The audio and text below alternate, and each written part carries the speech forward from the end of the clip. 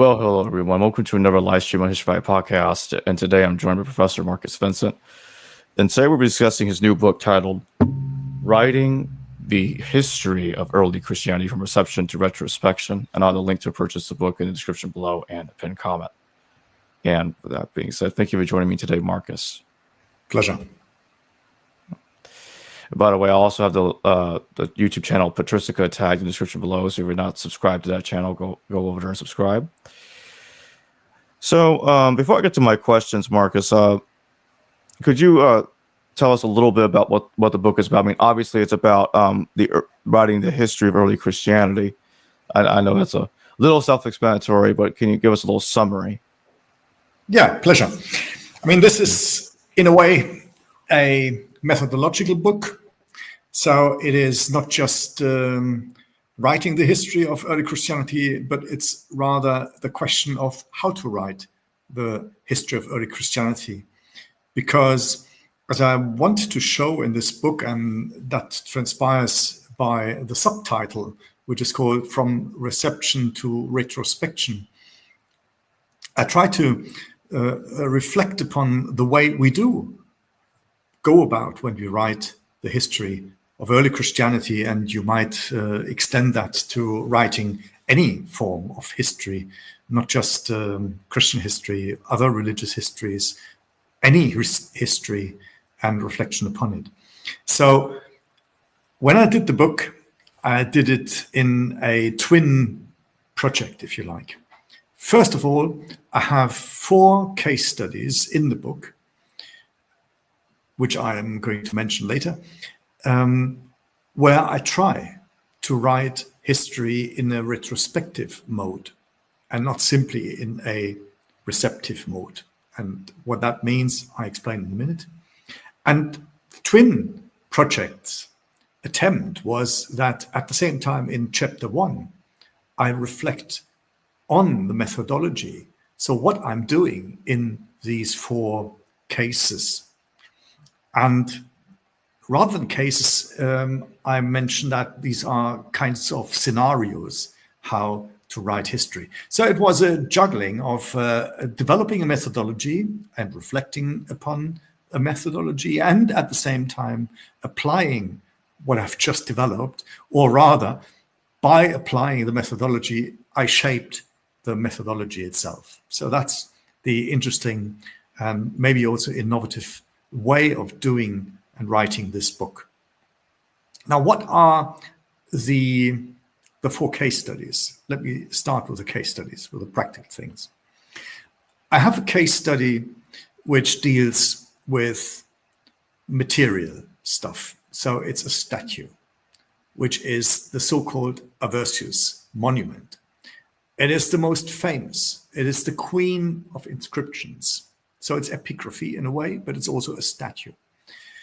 And this inscription is called the queen. I mean, the most important inscription that we had in early Christianity, because it is dated to the late 2nd century. It's dated as the tomb inscription of a bishop who was supposed to be a bishop in Hierapolis. Now, we have several Hierapolis, but this is a Hierapolis, not the very famous one in Pamukkale, where you have these hot springs, but it's a different Hierapolis further in Phrygia, also famous for the baths and the springs. So that's the first case, taken the most important inscription. And when you go to the museum in Rome, Pio Cristiano, you will see here we have a replica of this inscription famously displayed because it shows what Christianity is in an immense inscription. We will go back later when we have a discussion about it. Then I have another place and also another form of a material text, and this is the statue of Hippolytus. The statue of Hippolytus is not less important because it is our first, again, over life size statue. And is also dated to a bit later, but dated to the early 3rd century. It was found in Rome, and again being displayed not in the Museum Pio Cristiano in Rome, but when you enter the Vatican Library, you will see this figure sitting on his chair, and a male figure with a beard. It looks a bit like Peter, and displaying our famous and early literate author and writer Hippolytus of Rome. A third text, or a third element which I'm looking at, is probably the biggest chunk in the book becomes the letters of Ignatius. And this takes up more than 50% of the book, unfortunately, I have to say. It just extended itself the more I wrote about it. Although it's the 4th case study, I mentioned it's here in the 3rd place, because again, it is dated to the 2nd century, and it deals with the famous 7 letters of Ignatius. But I will explain why the retrospective mode brought me to discover an almost entirely forgotten stage of these letters, which were found in 3 Syriac manuscripts already in the 19th century. And these 3 Syriac manuscripts provide a collection of Ignatius's letters where only 3 and not 7. So only 3 out of those 7 are present in these Syriac manuscripts, and they are even present in a different shape and form, and also with some differences in content. So this is my, if you like, biggest case study.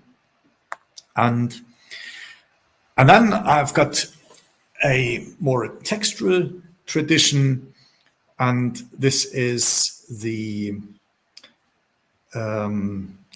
how can we say, it's like it's a story which is part or parcel of the apology of Aristides. Part and parcel, I say, because we thought for a long time that the apology of Aristides, not only being our earliest from the mid-2nd century that we know of, or that we at least preserved and have, it is a story which is embedded in this apology, but only in the Greek text, not in the Armenian text that we have, which has been taken on board, apparently, from earlier traditions, which come from Indian traditions. But then the story itself has been transferred into further cultural traditions. So it ends up, it's a mission story, but it ends up as being part and remade amongst the Manichaeans. From the Manichaeans, it's remade in different shape and form as a mission history amongst the Muslims. From these traditions, it comes back into Christian era and becomes a Christian medieval mission story, and so forth. So this is another of these 4 cases. So we have 4 case studies, one with a text, one with a collection of texts, one with a statue, and another of an inscription and a statue. So that sums up the 4 case studies. Let me come to the methodology, and then I'm open and happy for taking any kind of questions. In the methodology, I've worked for so many years in my life on the history of reception. Now, the history of reception was developed in the 1960s as part of the new way to do philology, to do history. What is the novelty in the 1960s with reception history? Until those times, people have worked on authors and their works. And as with New Testament studies, people were interested in coming closest to the so-called original text. And through original texts, as much as they were able to restore them and reconstruct them, they wanted to get to the intention of the authors. A bit like Jacob asking me, what's your book like? So here's the author telling you what the author's intention is about his work. Now, once the author is dead, and once the book makes its own way, it becomes more and more difficult to get back to the original intention. And people in the 1960s have even discovered that even if the author is alive, or even if we can get back and get hold of an author, it is in a way, like now, the imposition of the author on his or her work, but also on you as the audience. Because things that, let me take my example, that me as an author have written, I'll put it out. And it's not just something which I want to direct, because otherwise I wouldn't let the book have its own life. And once you let something in the open, like here, even a video that we record, things get their own lives. You are making comments on that video. So you take it on and you develop what I potentially initiated, but it is also your product as much as it is mine. And so even when we're now taking questions, it becomes even more a dialogical structure.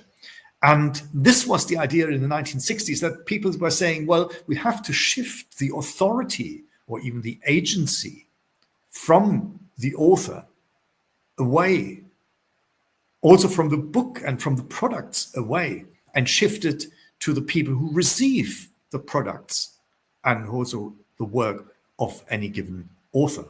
And that's why we call that reception history.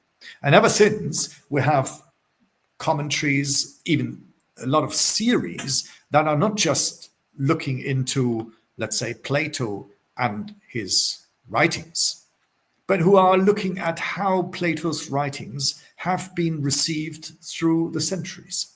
How did it influence, for example, Middle Platonism, Jewish thinkers like Philo, Christian thinkers in the New Testament, post-New Testament, throughout the Middle Ages until today?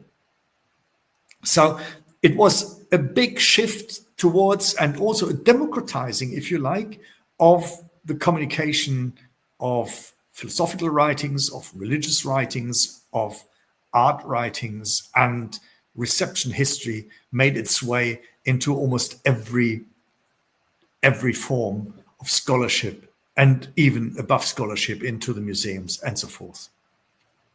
Now, why did I become skeptical and critical about reception history? I think one of the key experiences I've made is, despite the emphasis on US receivers, it was still an imposition of me as an author and the work that's been written. And more importantly, when you look at the range of series that we have in the meantime on reception history, it was still a continuation, particularly in ancient history, early Christianity, late antiquity. It was a continuation of the dominance of, and excuse myself, the gray-haired old white man.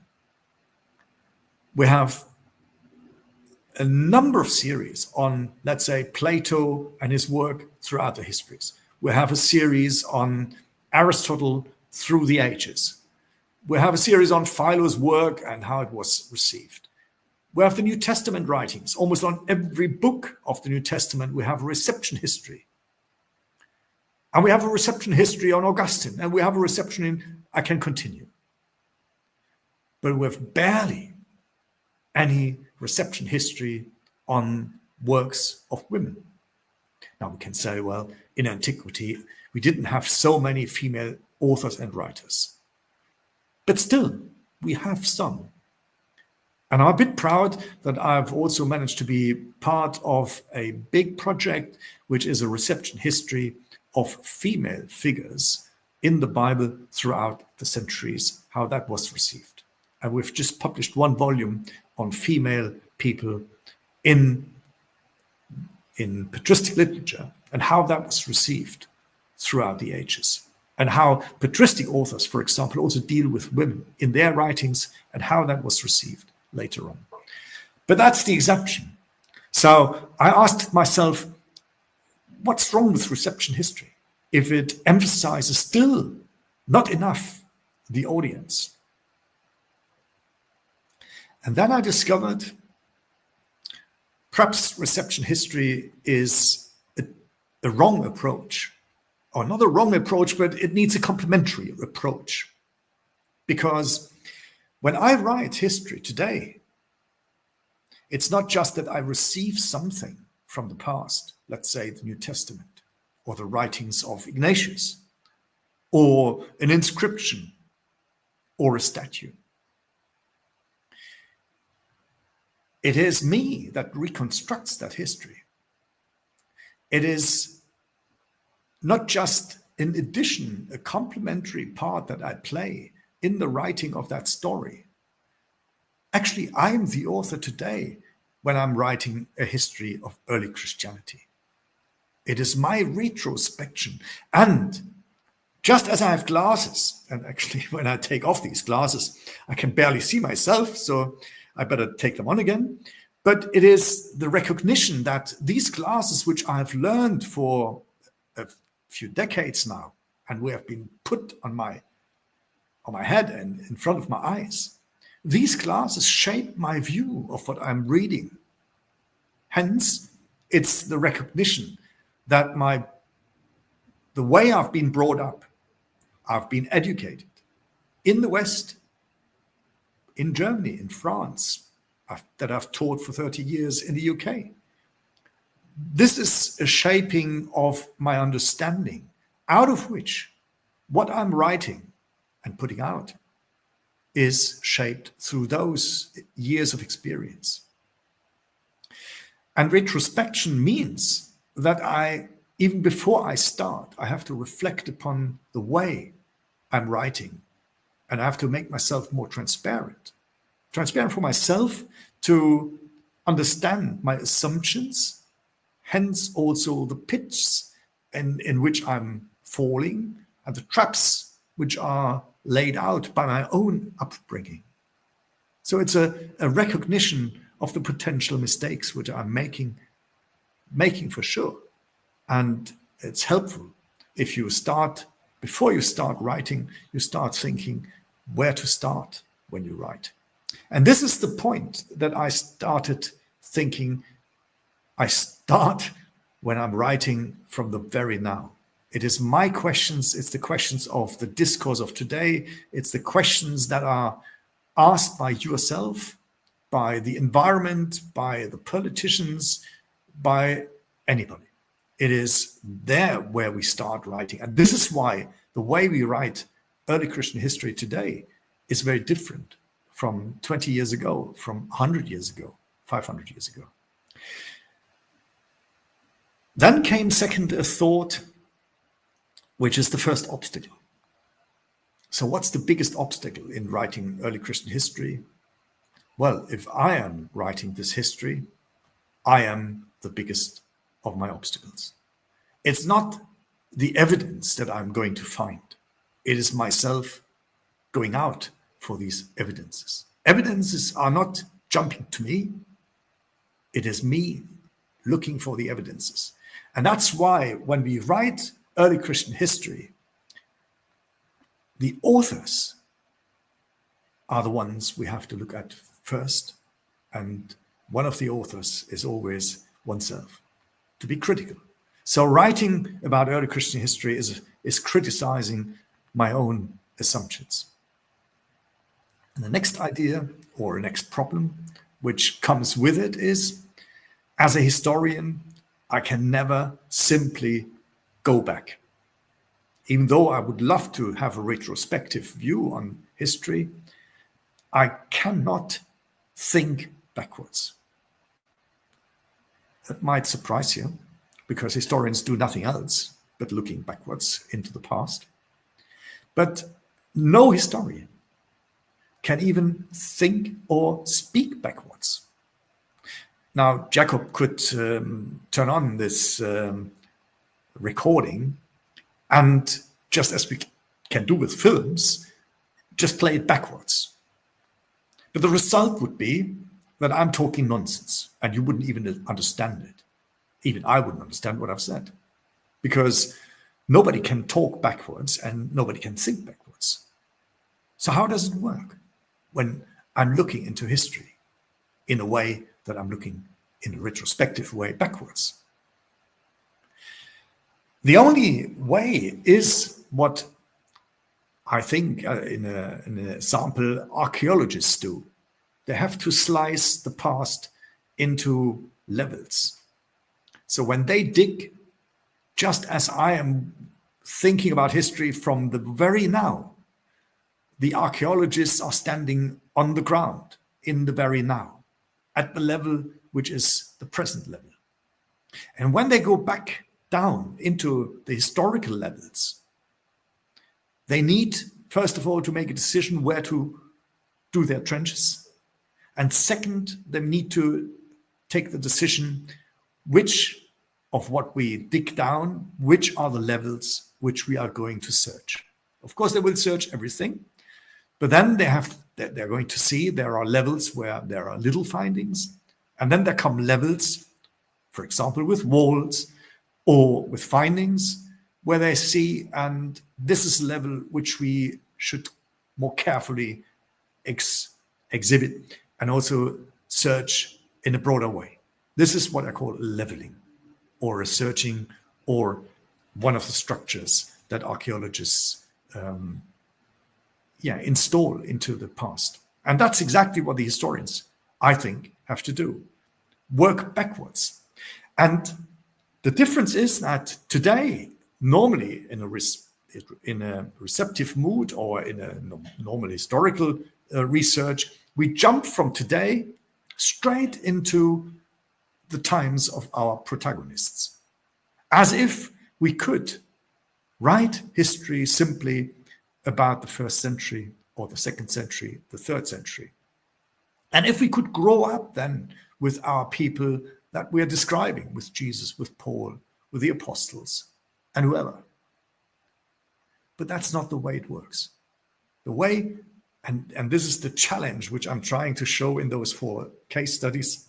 The challenge is it possible with all these case studies to start from today to then dig back into history and to decide which are the levels which I'm searching more broadly? And how do I do that? Well, it's the first decision, like for an archaeologist, also for an historian, to discover which are the most formative levels. So which are the levels where we have findings, but also which establish a kind of view and picture, which then transpires and also has an impact on the level above. So the question for a retrospective mode, which I developed in that methodology, is we look backwards and search for those levels which have informed our views of today. Or to take it the other way around, I first look at what is our views, what is our view on any given question and problem, and how has it come to be. The origin of that view I take as a level. And from that level, I'm looking how the views in those years and times and people has been informed by previous levels. And so I slice history into stories, not just one history, but different stories. And immediately you see this type of doing history loses its continuity. We are giving up the idea that we can write a history from early Christianity, which is a history of continuities, which is a history just as evolution has been viewed as a history of cause and effect. But the reality is that most effects that we do have today are tangential, are and happened by accidents and not by decisions. It could have gone in a very different way. So we lose the sense of continuity of history, and we expose ourselves that we A, have to make decisions, which can be right and can be wrong, and B, that we have to work through those kinds of discontinuities to the past. So here we are. That's the methodology and the 4 case studies, and I'm happy to take questions and also to go into one or maybe more of these case studies and to show what is the result if I switch from writing a chronological, continuous history into a retrospective, sliced stories of history. What are your thoughts on the Bar Kochba revolt from 132, 145 C in the 2nd century, and its influence on early Christianity? Let me give you 2 answers, yeah? Also to show just on a methodological level where the differences come. Now, I could answer that question in a normal historian's way. That would mean I'm jumping into the years 132 to 135, and I try to describe what kind of evidence we have and what kind of, let's say, impact, as you have asked, I would see from the evidence I notice. With Bar Kochba, that would already be some kind of a problem because we have less evidence for the Bar Kochba War than we, for example, have for the first Jewish war in the 1st century. When I'm approaching your question now from a retrospective view, I would have to answer that the Bar Kochba War, although we have some research in the past, let's say 10, 20 years on the second Jewish revolt, the Bar Kochba War in the 2nd century, it is by no means comparable to the kind of research that we have on the first Jewish war. So we have lots more on studies with regards to the first Jewish war than we have about the second Jewish war. Why is that the case? We could say it's the evidence, because we have a lot more evidence for the first Jewish war than we have for the second Jewish war. But that's not the total reality. The total reality is that we have, and now I'm speaking as a church historian, an historian of early Christian history, that we have a vested interest, a conceptual interest, a denominational interest in locating the beginnings of early Christianity into the 1st century. And that is why 99% of New Testament studies people, and we are talking about more than 8,000 around this world, are not interested in exploring the second Jewish war with regards to early Christian history, because they are relating right up over from the beginning the writings that we have, for example, the writings of the New Testament, into the 1st century. Hence, there's the interest in relating these New Testament canonical writings with the first Jewish war.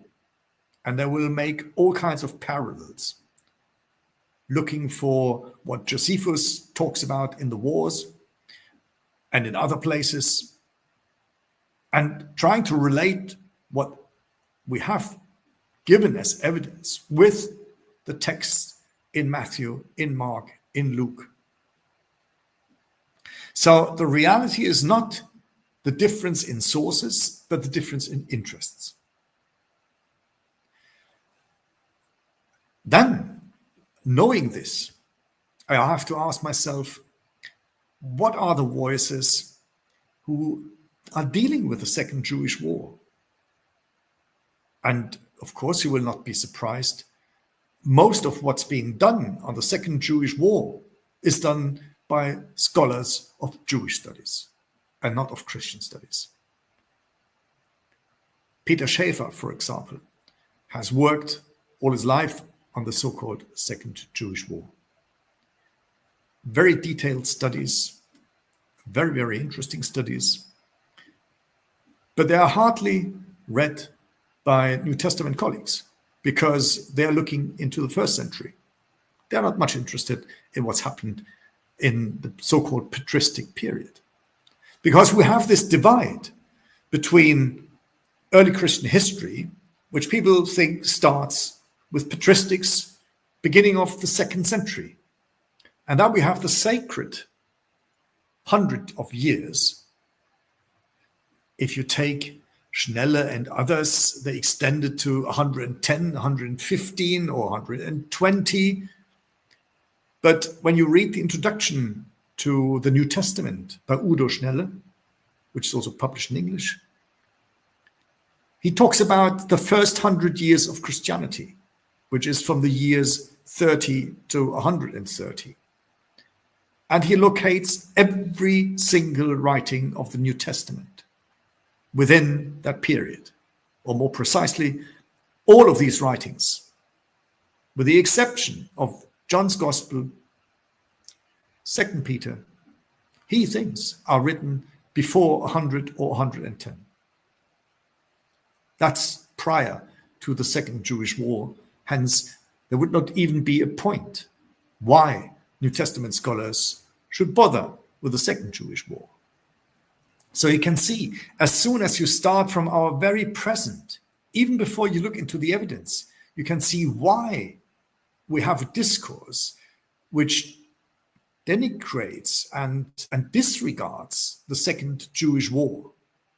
And it's not for a historian like myself to fight for the evidence and the discussion of evidence before I haven't realized that it is not about the discussion of the evidence in the first instance. It is about realizing why these types of evidences, whatever they are disregarded, because it's out of the focus of an entire kind of studies. Now, let me move a bit further. So I then can ask myself, okay, once I know that, there is no much need to look into that kind of historical research, because I have to overcome, first of all, the first hurdle. Once I've done that, then I can move further back in history, and I will realize that there were times when the Second Jewish War became more important. For example, in the Enlightenment times. There, people noticed that what happened in the 2nd century had an impact on early Christian history. For example, they highlighted the note in Eusebius, that Eusebius states that until the end of the Second Jewish War, the Christian community in Jerusalem was always having, as he says, a bishop, but certainly in the 2nd century there wasn't yet a bishop, but that the leader, probably elected leader of the Christian community in Jerusalem, was a circumcised person.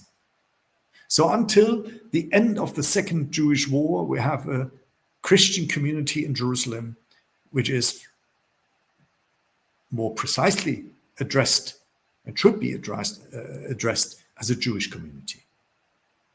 Yes, a Jewish community which has its allegiance to a Messiah whose name is Jesus, but they are still seeing themselves in the tradition of following the observations, hence the circumcising of male members, and of people who have a say in the community have to be circumcised. That changes, according to Eusebius, with the end of the Second Jewish War. Now, why?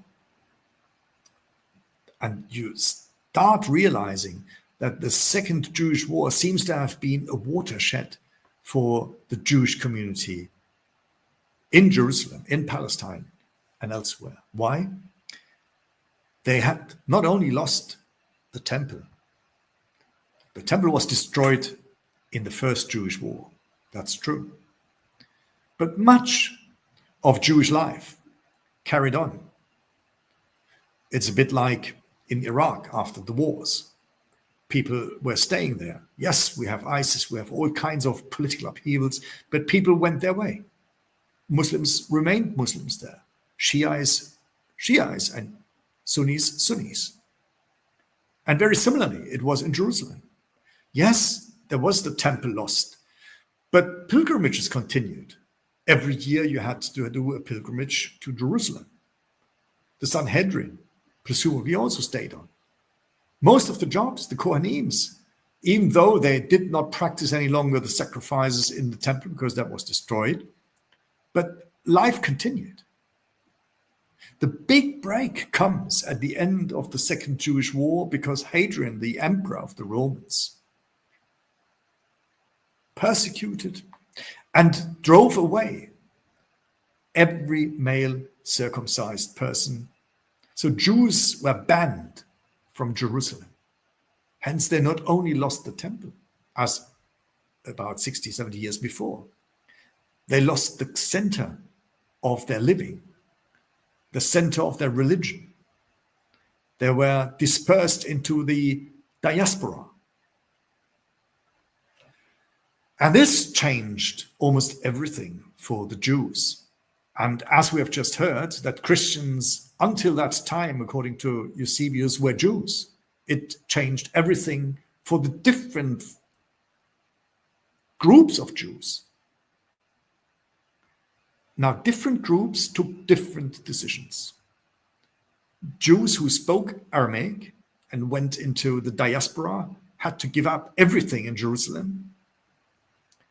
They concentrated less on the temple and on the past because they knew for the next years, and it turned out it was the next hundreds of years, there was no return for Jews to Jerusalem. And they turned to their written tradition, to the Torah, to the Nevi'im, the prophets, and the Ketuvim, to the writings. So they concentrated on their written tradition and developed a kind of legal and narrative and structure with new forms of writings, new forms of interpretation, and new forms of leadership. And the leadership moved to what we then later call the rabbis, so the people of learning. Christians who were Jews, they took a different tradition. Most of them concentrated on a different language culture, namely Greek in the East and Latin in the West. And they developed a form of Jewish belief system and Jewish practice that were more related to the temple because they were able to stay in Jerusalem. They did no longer circumcise their male members because otherwise they would have to leave Jerusalem. Hence, they moved away from some of the prescriptions, from the Jewish prescriptions and laws and orders, but they developed what those Jews who had left into the diaspora had to give up. The Christians developed a kind of a ritualized sacrificing of their Jewish Christian tradition. And it's interesting that Guy Strumza, for example, who wrote a book on the end of sacrifices, states in this book that if we compare the two forms of Judaism that developed after the end of the Second Jewish War, one was what we today call Judaism, but is a different form of Judaism than we had it before. And the second form of Judaism, which today we call Christians, that the Christians continued more of the old form of Judaism than what happened and developed into what we call today Judaism today. So we have two forms of Judaisms, and he claims that the so-called Christians are closely or more closely connected with the older form of Judaism than the new form of Judaism is. One can dispute that. There was a big debate about this book. But I think he hits one thing correctly, that the form of ritualized and sacrificial Christianity, also influenced naturally by the Greeks and the Roman traditions, is not thinkable without, I think, the end of the Second Jewish War. Now I could carry on. There are many other things, but what I'm just hinting at in this book as well is, before we think about the evidence of the 2nd century and evidence from the 1st century, Josephus, and before we even think about when and how do we have to relate our writings, for example, are these apocalyptic texts in the Gospels related to the First Jewish War or to the Second Jewish War? Before we ask these questions, we have to ask the questions and give the answers why today most people, straight from the beginning, have an answer before we even look at these types of evidence. Do you see hints of Bar Kochba influence upon Christianity in the Gospels or any other New Testament texts? Definitely. Bar Kochba himself, I think, was a messianic figure. So this is the first, probably the biggest parallel, because those Judaisms who left Jerusalem were pretty anti or non-messianic. Or if they were messianic, then they pushed the idea of messianism pretty far. Whereas in Christianity, we have a messianic tradition. I mean, this is not least the name. This is a messianic form of Judaism. And so having a figure like Bar Kochba posed, on the one side, a big threat because it was a competitive form of a Messiah figure. But on the other side, it was also an inspiration. Here was somebody who faced the Romans and who fought the Romans. And the Romans had lost that war, at least in their own memory. When Suetone tells us that at the end of the war, and he criticizes Hadrian, saying that this is the emperor, the first in the history of Rome, who has lost a war. Because the emperor came to the Senate, and instead of saying the emperor and the troops are safe, he kept silent. And Suetonius interprets this silence as the emperor admitting he lost the war.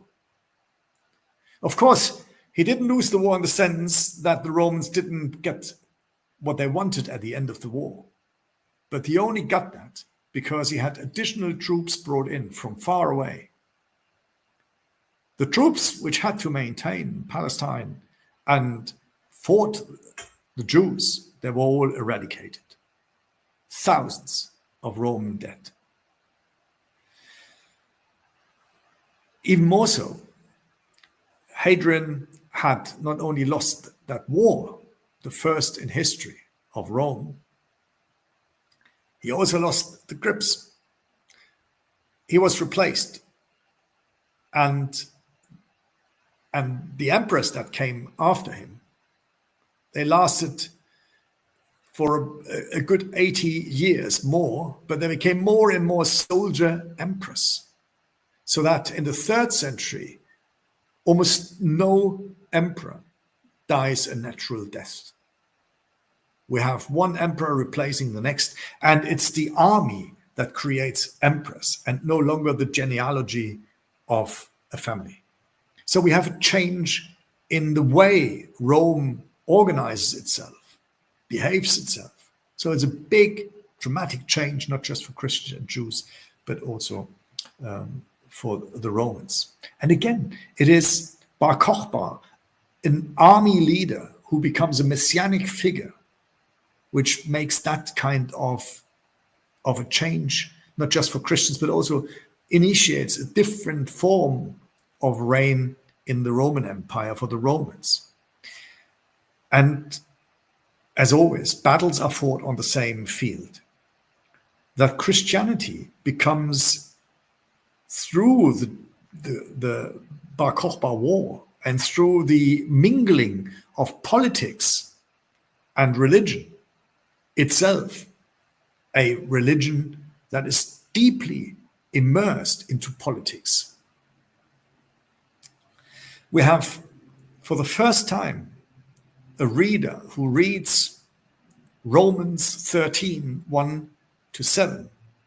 For those who don't know the passage, it is the passage that Christians should obey to the state government. A very startling passage in Paul's letter to the Romans. Nobody in the 2nd century ever mentions that passage. And it seems that that passage was only introduced towards the end of the 2nd century. The first to make an important use of that passage, even to endorse it and to show that Christians should obey to whoever governs them, is Irenaeus of Lyon. In his Against the Heresies, he knows that passage and he uses it. And he uses it for the purpose to making Christians align to the Romans. And here you can see, at least, there is a big impact that Bar Kochba had in aligning religious tasks, particularly a messianic task, with the kind of leading person who also becomes a divinity. And we shouldn't forget Roman emperors from the 1st century onwards regarded themselves quite often as filii Deus, as sons of God.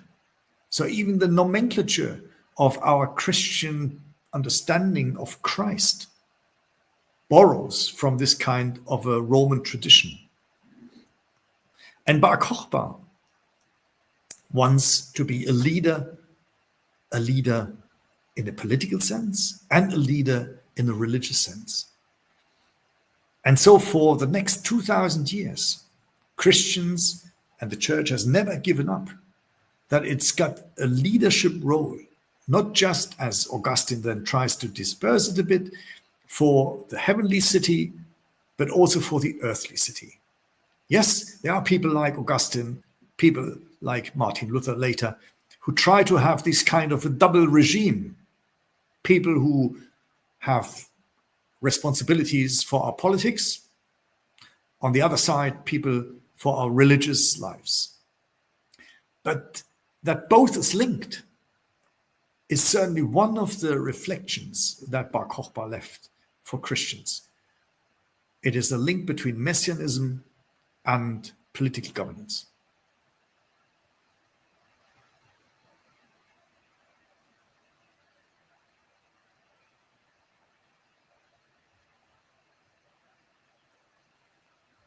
I think you are muted, Jacob, at least. Oh, yeah. Thank you. So when you said that Irenaeus is the first one to make use of Romans 13. Yeah. 13, 1-7. Okay. Was that added in? Do you think that was added into Romans shortly before Irenaeus made use of it? Either shortly before he makes use of it or even when making use of it. I'm writing at the moment a book about Irenaeus as the person who constructs the New Testament, because it dawned to me that we can clearly distinguish between a first redaction, which we call a canonical redaction because it leads to the canonical New Testament later. It's not because these people thought of themselves being canonical, but canonical in the sense that it leads towards the canonical New Testament. And for Irenaeus, he insists on the canon, on the canon. He insists on the canon of truth. And we can see a first redaction of our texts if one follows my suggestion, and that's the suggestion that the fathers themselves hint at. because we know of two collections of the New Testament. One is the Marcionite one. People who have listened to our Marcion sessions will be familiar with that. And the Marcionite New Testament has only one gospel, 10 letters of Paul. And then we discover that throughout the 2nd century, we have a number of authors and writers who are making use of this material. But then we see it is a material that is not Marcion's version of the gospel. It's not Marcion's version of Pauline letters.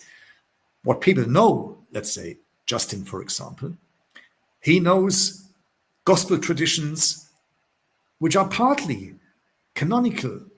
He knows of the birth stories which are missing in Marcion. He knows of some of the stories which are missing in Marcion. He knows, whether he knows Pauline letters, we don't know. I mean, there are hints at it. But if we don't take other authors like Polycarp, he knows some of Paul's letters. But he knows them in the version that we know them later in the canonical New Testament. So I think what we have to assume from these evidences is that, and that's pretty much what Marcion himself says in the preface of his work, that his gospel and those letters of Paul have undergone a canonical revision. He doesn't say canonical. I'm only calling it canonical because it leads to the canonical New Testament. So they have undergone a revision, and he calls it fornication, he calls it emulation, he calls it a copying, a plagiarism. He's not very kind with the way they have used his texts.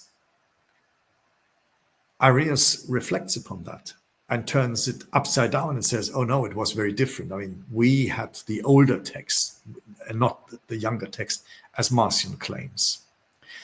But then that kind of a first revision of these texts do not seem to have gone as far as already introducing a chapter 13, 1-7 into Romans. There are further chapters which are missing in the Pauline letters, and there are further chapters presumably missing in the Gospels. One example I give from the Gospels, it seems to be that the preface to Luke, where we have this opening statement when you start reading the Gospel of Luke, that has a correspondence in Acts, because the preface in Acts says, oh, well, first of all, it is addressed to the same addressee. And second, the book says, as I've said in book 1 earlier, which I've sent you. So these two prefaces also seem to have derived only from around the time of Irenaeus. And Irenaeus makes use of that preface to Luke. In his third book, Against the Heresies, in chapter 14, he has a long section where he explains why the Gospel of Luke is not a forgery, as his enemies are saying, the Marcionites. It's not a forgery. It's not younger. It's not a rogue copy. But Luke is indeed the author of this gospel, as he is the author of Acts. And then he gives 4 or 5 texts to prove his case. He quotes from Acts chapter 18 and more precisely chapter 20. He then quotes 2 Timothy and, of course, the 4th chapter of Colossians. Why? In 2 Timothy, there is mention of Demas and Luke. In the 4th chapter of Colossians, Luke is called the co-worker of Paul.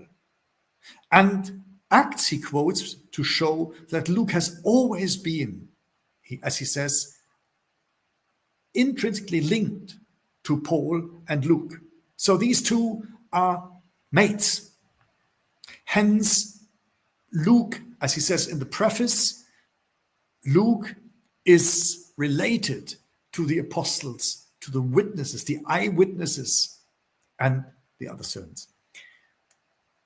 all of these texts that I've just mentioned are never, ever referred to by any other author in the 2nd century before Irenaeus. And just like Romans 13, 1-7, these texts have only been introduced into these writings and the pastoral letters anyway, because nobody before Irenaeus ever quotes any of these pastoral letters. No Timothy, 1st or 2nd, no Titus, no Hebrews either. And nobody knows of Acts before Irenaeus. With Irenaeus, we have even a friend of his, Dionysius of Corinth, same time. He makes use of Acts just as Irenaeus makes use of Acts throughout his work. So we have, I think, a very good reason to believe that the book of Acts, just as Romans 13, 1-7, and I could add Romans 15, 16 too, Colossians 4, the pastoral letters and Hebrews, these are texts which I associate with a redaction, a second redaction of this material in the times of Irenaeus. And I think Irenaeus is one of the inspirations for this type of works, for a collection that he brings together and which becomes our canonical New Testament later. So now I'd like to go back to Ignatius. What do you make of the work that James Ussher had done on Ignatius? Ussher was a great scholar, and he had the obsession, I think, also the vision, that the 7 letters are the authentic letters of Ignatius. Why was he a visionary? Because until his time, the view was that Ignatius had produced 17 letters, or more precisely, probably 16, because one of the letters was written by a woman, Mary of Casobula. Now, critical scholarship in the times of James Ussher, which was the beginnings of a form of enlightenment, had already become critical about 4 letters which only existed in Latin. So they discarded those Latin texts. Why did they discard them? Not because they were not preserved in Greek, but because they saw the striking anachronism in those 4 letters, because these were letters where Ignatius, for example, writes to Mary, the mother of the Lord. He also has a letter to John, the gospel writer. So how could that be? People were thinking, no, if Ignatius is born in whenever we place him, but if he dies around 110, 12, as Eusebius seems to think, it can't be that he's still talking and writing to Mary, the mother's Lord, the mother of the Lord. People also had become skeptical about 6 more letters. But not only the 6, but also those 7 James Ussher things that were the authentic ones. Because the manuscript evidence that we have, and that's why people believed that if we discard those 4 Latin texts, Ignatius still has written 13 or 14 letters. The 7 letters are in one of those manuscripts in striking duplication. So we have one of those famous manuscripts where we have 7 letters being written out, and the same 7 letters are written out again, together with 6 more letters. And the version of these 13 letters with the parallel letters, the 7 that are also in the same manuscript, it's noticeable that those 13 letters, particularly those 7 parallel letters, are different. Different in the sense that those 7 letters are much longer than the same 7 letters in their duplication in the same manuscript. And the question was, that James Ussher was raising, which one is the older version? Now, one of the easiest arguments that he raises, and nobody disputes later, is that the broadened form of these 7 letters are broadenings most of the time by having implemented biblical texts from the Old Testament and even more so from the New Testament. And James Ussher thought, let us grow rather than shrink. And those 7 more simple versions of the letter seemed to him to be the older forms. They had very few New Testament quotes and almost no Old Testament quotes. Because he was thinking, who on earth who revises letters would discard Old and New Testament quotations? So he created this type of a argument for the authenticity of those 7 letters.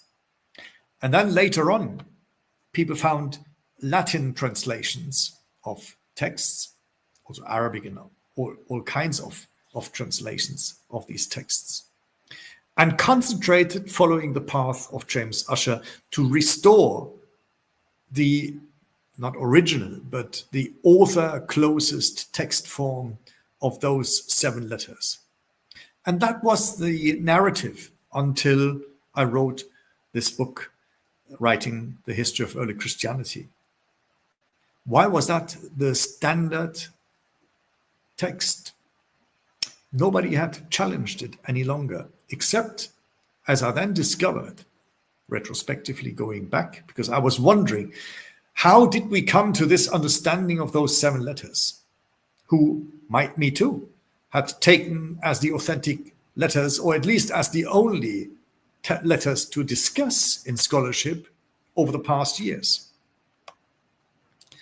And because I went step by step backwards, I discovered James Ussher was the scholar who started this whole debate. But more importantly, it were 2 scholars in the 19th century that bulldozed everything else away. And that was Thomas Zahn, a German scholar, a Protestant, and it was Lightfoot, the bishop, an Anglican bishop in the UK. These 2, Lightfoot building on Zahn, Lightfoot wrote a lot. But most importantly, he wrote a big book on Ignatius, picking up what Zahn, not pedagogical, but more scholarly, did before him. And who was the big enemy against whom Zahn and Lightfoot were writing? Restoring the ideas of James Ussher. The big enemy was William Cureton. You may not have heard of William Cureton. Interestingly, even though I was working for 25 years on Ignatius, I had never heard of William Cureton. My supervisor, Reinhard Hübner, who was critical already of the 7 letters because he thought James Ussher placing these letters in the beginning of the 2nd century is very difficult. And Robert Joly in the 1970s has written a book criticizing the position that these letters are authentic letters by Ignatius for many reasons. So Hübner was working himself for 20 years on Ignatian letters. When I talked to him after having discovered William Cureton, he mentioned that he had never read a single line of Cureton, even didn't know his name. So how can it be? And you can see how retrospection discovers new things by going backwards. So when I discovered that Zahn and Lightfoot were paving the way for a 20th century understanding and bringing back James Ussher, I then asked, are these arguments which they brought forward against their big enemy, William Corderton, are these arguments making sense? And interestingly, for the very same reasons that Ussher discarded the 13 letters and came to the 7 letters, the very same argument, which I think is the correct argument, that letters do not shrink, but letters grow over time. With the same argument, I came to the conclusion that those 3 manuscripts that preserved us a small collection of only 3 shorter letters of Ignatius provide us with an older form of the Ignatian corpus of letters and 3 versions, or another version of those 3 letters, which is older than the 7 letters. And that's what I developed in this long case studies by making all kinds of observations, lexical observations and other observations, to show that here again, Ussher is right. In those 3 letters in the Syriac manuscripts, in those 3 letters, there is no Old Testament quote whatsoever. And the very few hints to New Testament ideas or texts are minimal. So already the 7 letters bring in 4 new letters. And by having brought in 4 new letters, the 3 letters had been revised, had been partially gospelized and broadened. Exactly what happens with the 7 letters later, that these letters become 6 new letters. And by becoming 6 new letters, the old 7 letters have been revised, again, gospelized and biblicized. So that's how letter collections grow. They grow from small letters, from few letters to more letters. And each time when new letters are brought in, the older existing letters are redacted, mostly broadened.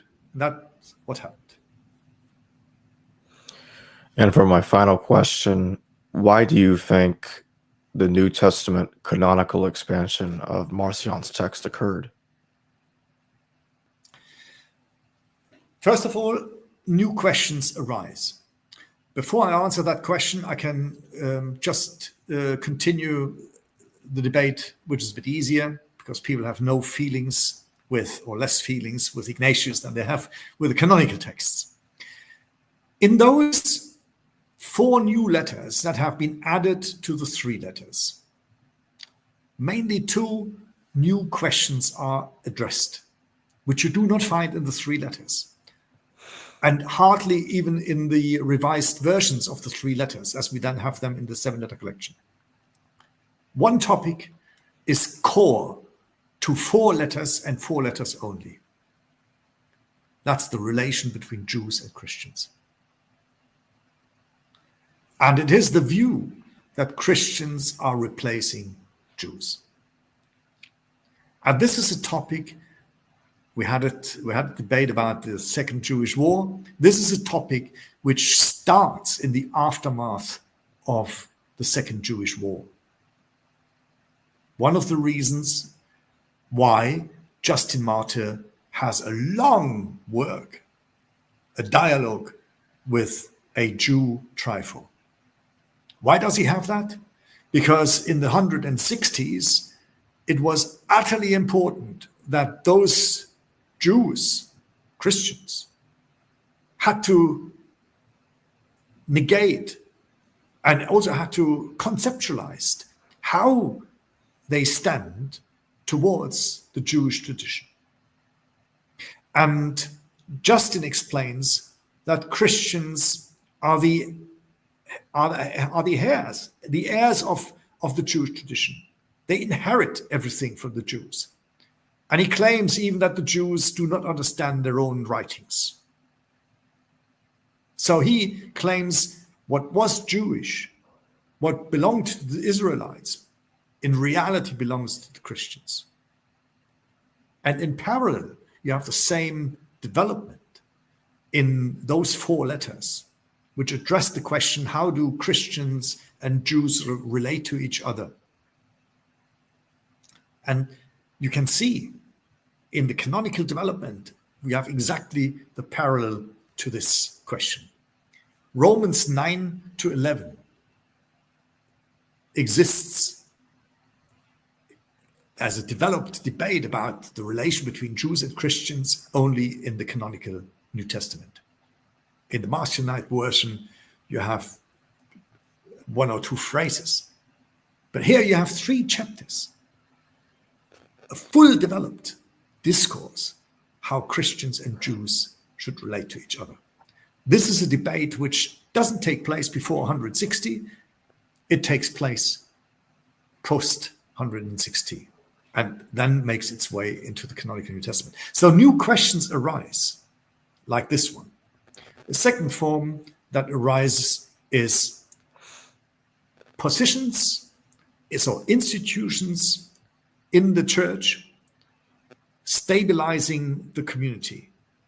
It's the introduction of sacraments and it's the introduction of posts.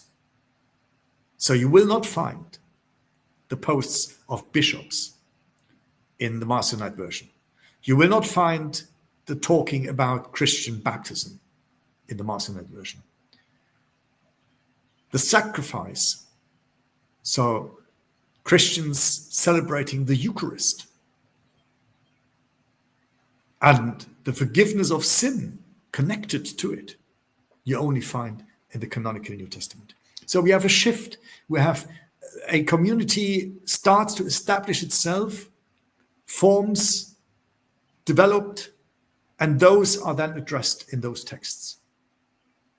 And then you have, like, a further development is from a community whereby female members have a big authority, a big say in the Marcionite version. They become more and more marginalized. So that in the pastoral epistles, for example, you only have female people should obey to male. The same you have in the canonical 1 Corinthians. The same you have in Ephesians and Colossians. So you have a rewriting of the older texts in light of new positions within Christianity, and they become more and more patriarchal and more stabilized in institutions. New questions, I think, needed new answers, and the canonical New Testament is giving them. JC, thank you for your super chat. Regarding Irenaeus, are there stylometric text studies that analyze of his own author fingerprints or in the later redaction texts using heresies, etc.? Unfortunately, not yet. I mean, with Irenaeus, we have an additional problem, of course, which is not unsurmountable, that his Greek text is almost entirely lost. I mean, we have a fragment in Jena, but his work is preserved in its entirety, almost in its entirety, only in Latin. And then also in Armenian. We have a few Coptic fragments. So any kind of stylistic research needs to be done mostly on the Latin text, which is an increased problem, but it's not impossible. The bigger question then is, can we trace back earlier heretical texts, as you just mentioned in your important question? Yes, we can.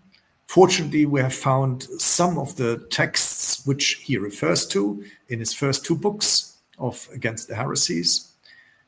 When these books were first read, people thought he's just making those statements up.